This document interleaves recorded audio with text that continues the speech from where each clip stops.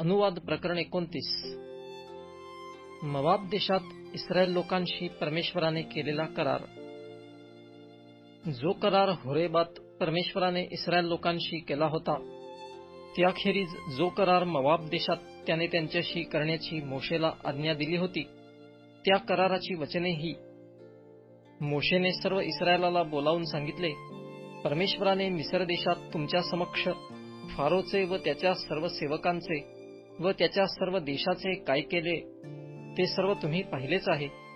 म्हणजे तुम्ही आपल्या डोळ्यांनी पाहिलेली महान संकटे, चिन्हे व मोठे चमत्कार. पण आजपर्यंत परमेश्वराने तुम्हाला समजायला मन, पाहायला डोळे व ऐकायला कान दिले नाहीत. मी तुम्हाला 40 वर्षे रानातून चालविले, पण तुमच्या अंगावरचे कपडे विरले नाहीत किंवा तुमच्या पायातील पैठणे झिजली नाहीत. मी परमेश्वर तुमचा देव आहे हे तुम्हाला कळावे म्हणून तुम्हाला खाण्यास भाकर मिळाली नाही आणि पिण्यास द्राक्षारस किंवा मद्य मिळाले नाही. तुम्ही ह्या स्थानी आल्यावर हेशबोनाचा राजा सिहोन आणि बाशानाचा राजा ओग आपणांबरोबर सामना करण्यास समोर आले, तेव्हा आपण त्यांचा मोड केला आणि त्यांचा देश घेऊन रौबेनी, गादी आणि मनश्शेचा अर्धा वंश ह्यांना वतन म्हणून दिला. तुम्ही जे काही कराल त्यात तुम्हाला यश मिळावे म्हणून ह्या कराराची वचने काळजीपूर्वक पाळा. तुम्ही सगळे आपला देव परमेश्वर ह्याच्या समोर आज उभे आहात.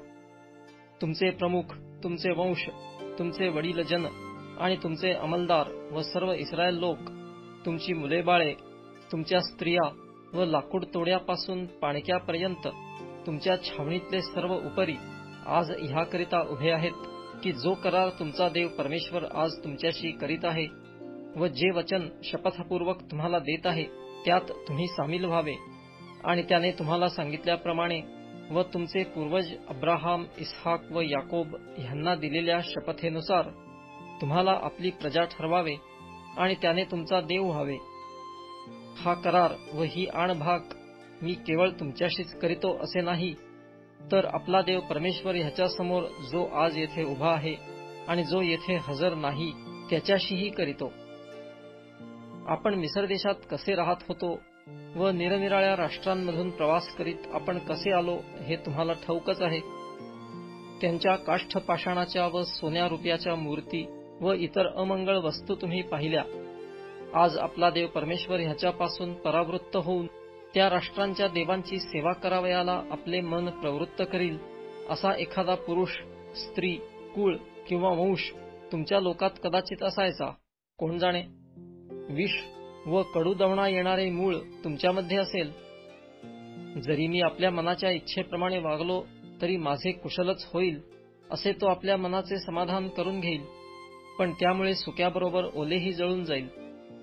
परमेश्वर त्याला मुळीच क्षमा करणार नाही, पण त्याचा कोप व त्याची ईर्ष्या असल्या मनुष्यावर पेटेल व ह्या ग्रंथात लिहिलेले सर्व शाप त्याला लागतील आणि परमेश्वर भूतलावरून त्याचे नाव खोडून टाकील. नियमशास्त्राच्या ह्या ग्रंथात जो करार लिहिलेला आहे त्यातल्या सर्व शापवचनांप्रमाणे परमेश्वर त्याच्या वाईटासाठी त्याला इस्रायलाच्या सर्व वंशातून वेगळे करील. तुमच्या नंतर येणारी पुढल्या पिढीतील तुमची मुले आणि दूर देशाहून येणारा परका ह्या देशाची विपत्ती आणि ह्यात परमेश्वराने पसरलेले रोग पाहतील. आणि हा सर्व देश गंधक व खार ह्यांनी इतका जळून गेला आहे की येथे काही पेरणी कापणी होत नाही, येथे गवत उगवत नाही. पण परमेश्वराने कोपायमान व क्रोधयुक्त होऊन सदोम, गमोरा, अदमा व सबोईम ह्यांचा विध्वंस केला तसा ह्यांचाही केला आहे हे त्यांना दिसेल. तेव्हा ते किंबहुना सर्व राष्ट्रातले लोक विचारतील, परमेश्वराने ह्या देशाचे असे का केले असावे? एवढा कोप भडकण्याचे कारण काय? तेव्हा लोक म्हणतील की ह्यांच्या पूर्वजांचा देव परमेश्वर ह्याने मिस्र देशातून ह्यांना काढून आणतेवेळी ह्यांच्याशी जो करार केला होता तो ह्यांनी मोडला व जे देव त्यांना अपरिचित होते व जे परमेश्वराने त्यांना नेमून दिले नव्हते अशा अन्य देवांची त्यांनी सेवा केली व त्यांना दंडवत घातले. म्हणून परमेश्वराचा कोप ह्या देशावर भडकून त्याने ह्या ग्रंथात लिहिलेला सर्व शाप त्यांना दिला. परमेश्वराने रागाने, क्रोधाने व महाकोपाने ह्या त्यांच्या देशातून त्यांचे उच्चाटन केले व दुसऱ्या देशात त्यांना फेकून दिले हे आज आपण पाहतच आहोत.